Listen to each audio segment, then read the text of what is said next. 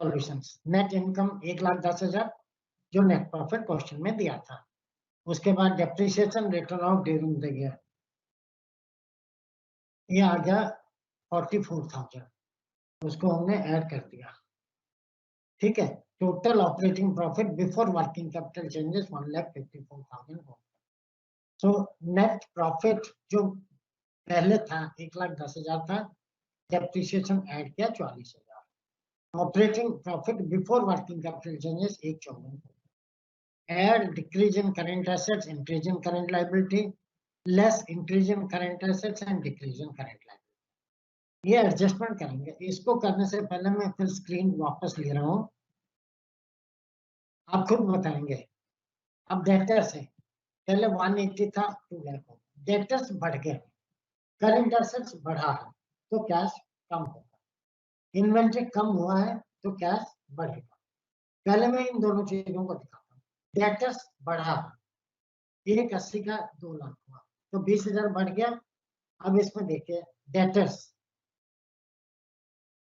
बढ़ गए तो कैश कम होगा, स्टॉक घटा है, कैश स्टॉक 10,000 प्लस में दिखाया, डेटर्स कम हुआ 20,000 माइनस में दिखाया। इसी तरीके से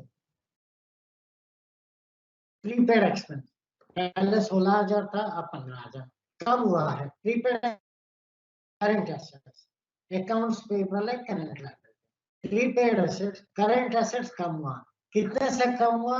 16,000 का 15,000, 1,000। So increase in 1,000, decrease in prepaid expense 10 plus 1 11, 11,000 यहाँ ले लिया। 154 plus 11 165। Similarly increase in current assets में इंक्रीज इन डेटर्स 20,000 माइनस होगा, decrease in accounts payable 14,000 minus होगा, टोटल हो गया 34,000। So net cash generated from operating activity 1,31,000। मेरा ख्याल ये एग्जांपल क्लियर हो गया आपको। Then I am coming to other items. जो इंपॉर्टेंट आइटम्स डिस्कस करने थे मैं स्क्रीन पे ला रहा हूँ, उसको हम डिस्कस करेंगे, then will take other illustrations. ये जो इंपॉर्टेंट आइटम्स मैं ले रहा हूँ वो बहुत ही इंपॉर्टेंट है, उनकी ट्रीटमेंट आपको समझना बहुत जरूरी है।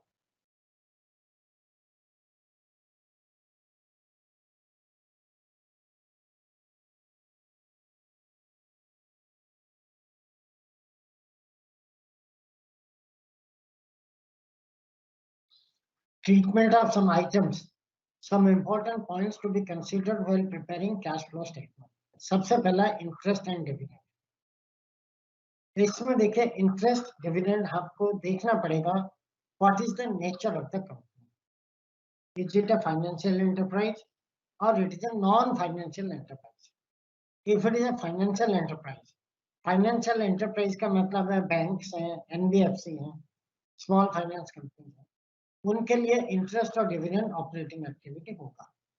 अगर अदर एंटरप्राइज है, cash flow from interest will be financing activity and interest and dividend received will be investing activity। अगर आप और जगह पर और कंपनियों में पैसा लगाते हैं, इन्वेस्ट कर रहे हैं, वहां से जो इंटरेस्ट मिलेगा वो आपके इन्वेस्टिंग एक्टिविटी। अगर आपने इंटरेस्ट पे किया है लोन पर, वो आपके financial activity. Second item extra ordinary item. Extra ordinary item का मतलब क्या है? जो नॉर्मल बिजनेस ऑपरेशन में नहीं होता, जो आपका व्यापार है ऑर्डिनरली उसमें नहीं होता। सबसे पहला बैड डेट रिकवर। अगर बैड डेट रिकवर करते हैं, आपका पहले बैड डेट हो गया था, आपने रिकवर कर लिया, वो बिजनेस ऑपरेशन से है, ऑपरेटिंग। इंश्योरेंस क्लेम है, नॉर्मली स्टॉक के अगेंस्ट अगर इंश्योरेंस है वो ऑपरेटिंग में होगा, अगर एसेट्स के अगेंस्ट इंश्योरेंस है वो इन्वेस्टिंग एक्टिविटी है। विनिंग फ्रॉम लॉटरी वो फाइनेंसिंग एक्टिविटी। आपने कोई लॉटरी का प्राइज जीता है या कंपनी को प्राइज मिला है तो इसका मतलब कंपनी का फाइनेंस बढ़ेगा। इनकम टैक्स या taxes and income. Normally income tax is operating activity. क्यों? आप टैक्स किस पे देते हैं? इनकम पे देते हैं, जो इनकम अर्न करते हैं उस पर आप टैक्स देते हैं, तो it will B operating activity. लेकिन if you have paid capital gain tax on sale of fixed assets, what will be the position? आपने एक फिक्स्ड एसेट्स था 20 लाख रुपए, आपने उसको बेचा 10 लाख रुपए, आपको कैपिटल गेन हुआ, 10 लाख रुपए प्रॉफिट हुआ और उसके ऊपर आपको 2 लाख रुपए टैक्स देना पड़ा. तो वो जो कैपिटल गेन टैक्स आपने 2 लाख दिया वो इन्वेस्टिंग एक्टिविटी में आएगा. अगर payment of dividend distribution tax है वो फाइनेंसिंग एक्टिविटी होगा. अगर आपको याद होगा, आपने फाइनल अकाउंट में पढ़ा होगा, कोई भी कंपनी अगर डिविडेंड डिस्ट्रीब्यूट करती है, उस कंपनी को जितना डिविडेंड डिस्ट्रीब्यूट किया उसके ऊपर डिविडेंड डिस्ट्रीब्यूशन टैक्स देना पड़ता है. वो dividend distribution tax financing activity में आएगा. अब मैं समराइज कर रहा हूँ. Ordinary income tax will activity. अगर आपने एसेट्स बेचे उसके ऊपर कैपिटल गेन टैक्स दिया वो इन्वेस्टमेंट एक्टिविटी. अगर आपने डिविडेंड डिस्ट्रीब्यूशन टैक्स पे किया है वो फाइनेंसिंग एक्टिविटी होगा. हाँ, some other items, interest and dividend. ये I am sorry, interest and dividend वाला मैंने पॉइंट कर लिया था, वो एक पेज जो खराब आया था वो दोबारा आ गया है, तो इसलिए आप उसको चिंता मत करिए, इस पेज को आप इग्नोर कर लीजिए. 11th पेज दोबारा आ गया है, क्लियर है गया, इससे आपका काम चल जाएगा. Now, significant non-cash transactions, जिसमें यूज ऑफ कैश नहीं होता, उसको कैश फ्लो स्टेटमेंट में नहीं दिखाएंगे, इसको सेपरेटली एक शेड्यूल में दिखाएंगे या नोट्स टू अकाउंट्स में दिखाएंगे, जो मैं पहले आपको बता चुका हूँ. Now comes bank overdraft. Bank overdraft, it may be cash और कैश इक्विवेलेंट और financing activity on regular basis. Normally bank overdraft होता क्या है? आपको ओवरड्रॉ करने की फैसिलिटी मिलती है. ओवरड्रॉ करने का फैसिलिटी का मतलब, जो आप बैंक में आपका अकाउंट है, मान लीजिए उसमें 1 लाख रुपए का बैलेंस है, आप 1.5 लाख रुपए का चेक काटते हैं, तो वो 1.5 लाख रुपए आप 50,000 से ओवरड्राफ्ट कर सकते हैं. So it may be cash and cash equivalent if it is repayable on demand or temporary bank overdraft. It is cash and cash equivalent, जिसको हम कहते हैं चेक बाउंस प्रोटेक्शन फैसिलिटी.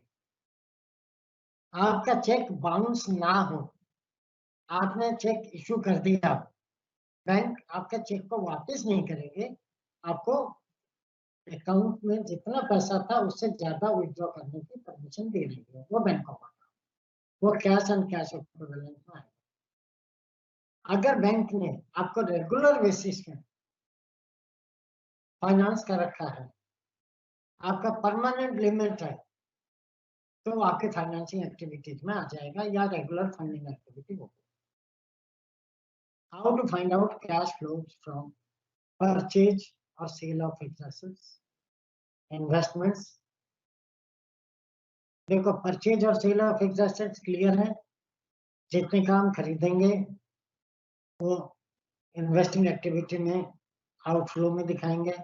अगर परचेज करेंगे, सॉरी, हाँ, परचेज करेंगे खरीदेंगे एक ही बात है, आउटफ्लो में दिखाएंगे. सेल करेंगे इनफ्लो होगा. इन्वेस्टमेंट्स, मार्केटेबल सिक्योरिटीज हैं, शॉर्ट टर्म होगा. नॉन मार्केटेबल है, लॉन्ग टर्म होगा. लॉन्ग टर्म इन्वेस्टमेंट एक्टिविटी में दिखाएंगे. शेयर कैपिटल, कैश पे इशू करेंगे, हमारा सोर्स है, बढ़ जाएगा. फिक्स एसेट्स परचेज करते हैं, शेयर्स इशू करते हैं, वो सिग्निफिकेंट नॉन कैश ट्रांजैक्शन है, उसको नोट पर दिखाएंगे. इंटरिम डिविडेंड पे करते हैं, फाइनेंसिंग एक्टिविटी है. प्रोविजन फॉर टैक्सेशन, इसको हम अकाउंट बनाएंगे. देखिए, ये जितने भी आइटम्स मैंने बताई हैं, purchase sale of fixed assets हैं, अकाउंट बनाकर मालूम कर लेंगे. डेप्रिसिएशन वगैरह डेबिट करेंगे. पेमेंट ऑफ इंटरिम डिविडेंड है, प्रॉफिट एंड लॉस अकाउंट से मालूम होगा। प्रोविजन अकाउंट बनाने से हमें मालूम हो प्रोविजन कितना हमने टैक्स प्रोवाइड किया है वो ऐड करते हैं, कितना टैक्स पे किया है वो एप्लीकेशन में यस दिखाएंगे। Proposed dividend, it will be added back to the profit if already proposed. Appropriate and payment made during the year is outflow of cash. मैं इसको समझा और अगर हम डिविडेंड प्रपोज करते हैं और एप्रोप्रिएशन अकाउंट में दिखा दिया है उसको चालू कर देंगे, उसमें प्रॉफिट में ऐड कर देंगे। अगर हमने एप्रोप्रिएशन में नहीं दिखाया तो उसको P&L में ऐड नहीं करेंगे। Payment made during the year will be shown as outflow of cash. Similarly declare the proposed dividend after the balance sheet date. Balance sheet date के बाद हमने डिविडेंड डिक्लेयर किया, इसका मतलब कंपनी ने डिविडेंड कर दिया है डिक्लेयर, डिसीजन ले लिया, लेकिन बैलेंस शीट में नहीं दिखाया, लायबिलिटी नहीं है। It is not to be shown as a liability and it will be shown as a note to the account. Provision against current assets, ये बहुत important. Provision for bad debt, देखिए debtors क्या है, current assets है। Provision for bad debt उसी के against provision है। तो डेटर्स के एडजस्टमेंट आप जब इनकम फ्रॉम ऑपरेटिंग एक्टिविटी करते हैं उसमें एडजस्ट करते हैं, similarly provision for bad debt को भी एडजस्ट करेंगे। इसमें आपको करने का दो तरीके हैं। डेटर्स में से प्रोविजन माइनस करके नेट डेटर्स ले लीजिए, उसके एडजस्टमेंट ऑपरेटिंग एक्टिविटीज में शो कर दीजिए, या डेटर्स को एज एन एसेट शो कर दीजिए, प्रोविजन फॉर बैड डेट को एज ए लायबिलिटी शो। लेकिन कभी कभी क्वेश्चन में ये दिया होगा if the debtors are good. Debtors are good का मतलब जो प्रोविजन फॉर बैड डेट है वो प्रॉफिट माना जाएगा, उस केस में it is treated as a non current item and adjusted in net surplus of the current. I think this point is also clear. अच्छा, ये सारे मैंने इंपॉर्टेंट आइटम्स आपको बता दिए हैं। अब ये जो इलस्ट्रेशन है ये मैं पहले करा चुका हूँ, अब मैं उससे आगे चल रहा हूँ। इसका मतलब सरप्लस जो प्रॉफिट एंड लॉस अकाउंट का बैलेंस शीट में दिए हैं वो एडजस्टमेंट के बाद है। एडजस्टमेंट क्या होती है? एक्स्ट्राऑर्डिनरी आइटम्स जैसे कि transfer to general, proposed dividend या और कोई भी आइटम्स वो सब दिए हुए हैं। तो we have to find out the net profit before taxation and extraordinary item by adjustment. किस तरीके से हम करेंगे? देखिए, cash flow from operating activity table का नाम closing credit balance of the surplus, opening credit balance of the surplus. देखिए, closing credit balance का मतलब जो साल के अंत प्रॉफिट एंड लॉस का बैलेंस है वो ले लिया। Closing credit balance, opening credit balance उसमें से माइनस करेंगे। उसके बाद एप्रोप्रिएशंस को ऐड करेंगे। एप्रोप्रिएशंस का मतलब क्या है? देखिए, एक होते हैं एक्सपेंसेस, एक्सपेंसेस जाते हैं प्रॉफिट एंड लॉस अकाउंट में, एप्रोप्रिएशन जाते हैं profit and loss appropriation account. इसमें आएगा ट्रांसफर टू जनरल रिजर्व, कितना अमाउंट जनरल रिजर्व में ट्रांसफर किया है उसको ऐड कर देंगे। Final dividend for the year, कितना डिविडेंड इस साल में हम देना है, जो प्रॉफिट एंड लॉस में डेबिट किया है वो एडजस्ट करेंगे, ऐड करेंगे।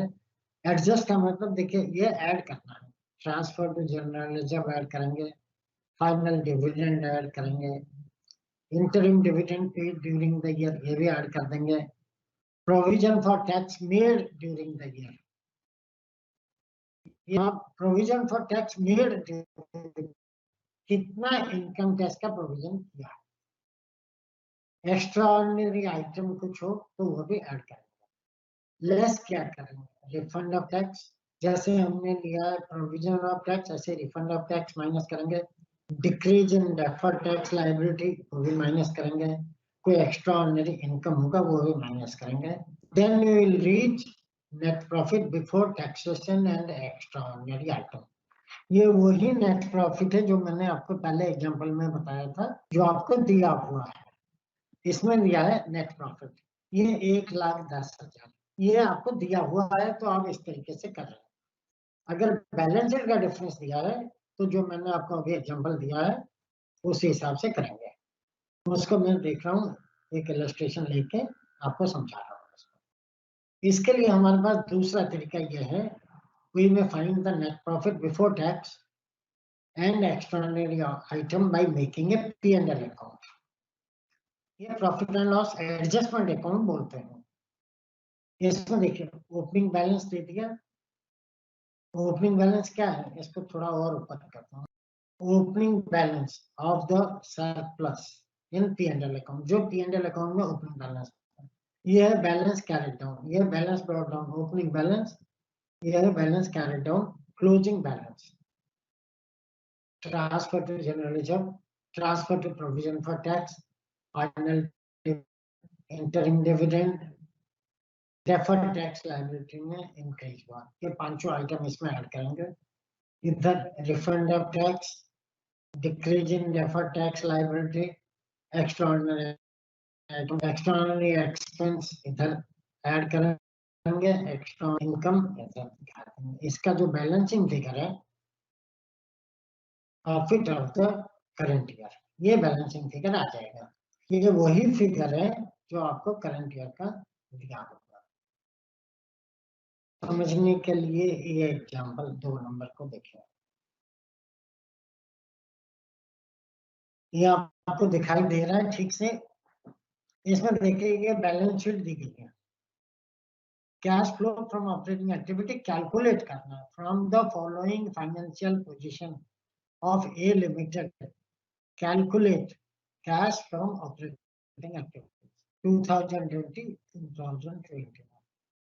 ये मान लीजिए 1/1/2020 का, ये 1/1/2021 है, जो भी डेट है closing date. Equity share capital 450.5। इसमें आपको एक चीज समझ में आएगा बैलेंस शीट से, इसमें आपको एक चीज समझ आएगा, 450 अगर पहले था अब 5 लाख है, इसका मतलब ये है 50,000 का शेयर कैपिटल। अगर 50,000 शेयर कैपिटल बढ़ा है, इसका मतलब 50,000 हमने रिसीव किया है, जो सोर्स में दिखाएंगे। जनरल रिजर्व 40/70, पहले 40,000 था, अब 70,000, 30,000 बढ़ गया है। ये 30,000 ट्रांसफर टू जनरल रिजर्व, ये नेट प्रॉफिट में ऐड करेंगे। ये देखिए P&L अकाउंट आपको दिखाई दे रहा है। Opening balance of profit and loss account 30,000, closing balance of profit and loss account 48,000। पहले प्रॉफिट एंड लॉस 30, ये 48 है। जब हम स्टार्ट करेंगे, will start with 48,000 closing balance -30 और अकाउंट बनाएंगे balance brought down 30,000 credit side में, क्लोजिंग बैलेंस 48, प्रोपोज्ड डिविडेंड 4250। इसका मतलब 42,000 लास्ट ईयर का था, वो हमने इस साल पे किया होगा। 50,000 इस साल प्रपोज किया है। जो 50,000 डिपोज किया P&L एप्रोप्रिएशन में ऐड। क्रेडिटर्स, बिल्स पेबल, ये दोनों करंट लायबिलिटीज के एडजस्टमेंट है। क्रेडिटर्स बढ़े, इंक्रीज इन कैश आ जाएगा, सॉरी इंक्रीज इन कैश आएगा। बिल्स पेबल 50,000 लास्ट ईयर का था, 50,000 इस साल। अगर कोई और आइटम नहीं रखा हुआ है, ये हम प्रॉफिट में ऐड करेंगे। लैंड एंड 2 लाख का 170 हुआ, या तो डेप्रिसिएशन हुआ होगा या बेचा होगा, वो देखते हैं, इंफॉर्मेशन दिया होगा। प्लांट 80,000 फ्लैट्स, कुछ इंफॉर्मेशन नहीं है तो सॉरी 80 माइनस 2 लाख का प्लांट 120 का खरीदा होगा। अगर डेप्रिसिएशन है तो प्लांट अकाउंट बनाना पड़ेगा। डेटर्स 40,000 बढ़े हैं, increase in debtors means decrease in current assets. Stock 77,109 ये कितना हुआ 32,000। देखिए ये थोड़ा सा फिगर आपको ध्यान से करना पड़ेगा। 77,109 32,000 ये बढ़ा है तो inventory increase decrease in cash, debtors increase decrease in cash, bills receivable increase decreasing. You see, these are the three current assets. Debtors, stock, bills receivable. All the three have increased. So decrease in cash. Cash वो cash flow statement में लेंगे। अब adjustments देखें। Depreciation of 15,000 and 25,000 has been charged on plant and land and building respectively. It means 15,000 depreciation is charged on plant, 25,000 depreciation has been charged on land and building. 15,000 रुपए plant पर depreciation, 25,000 land and building. तो 15,000 और 25,000 हम profit में adjust करेंगे। ये non cash expenses. Interim dividend 20,000 पे, 20,000 का इंटरिम डिविडेंड पे किया था। इसको प्रॉफिट एंड इनकम टैक्स 35,000, ये 35,000 इनकम टैक्स में आ जाएगा। अब इसमें देखें, पहले प्रोविजन फॉर टैक्स 40 था, 50 है। प्रोविजन फॉर टैक्स अकाउंट बनाएंगे, इससे हमें पता चलेगा इस साल अप्रोप्रिएट कितना है। इस साल अप्रोप्रिएट हमने 45,000 किया है, वो अकाउंट बनाने से आपको पता चल जाएगा। अब देखिए solution. Profit opening post dividend 50, interim dividend 20, provision for tax 45. Net profit during the year हो गया 1। अब कैश फ्रॉम ऑपरेटिंग एक्टिविटी इससे स्टार्ट करेंगे। Net profit during the year 163 and non cash expense goodwill return of during the year 25,000, depreciation return of 40,000। एक 15 था, दूसरा 25, 40। Total हो गया operating profit before working capital changes 2,28,000। Then decrease in current assets, increase in current liability 28,000। कैसे हुआ ये decrease in current assets, increase in current liability. इसमें देखिए इंक्रीज इन करंट लायबिलिटी होना चाहिए। इसको देखें, बिल्स पेबल 16, 4,000 कम हुआ। क्रेडिटर्स बढ़े 28,000, क्रेडिटर्स बढ़े 28,000, वो हमने यहाँ ले लिया। मुझे लगता है ये इलस्ट्रेशन आपका समझ आ गया होगा।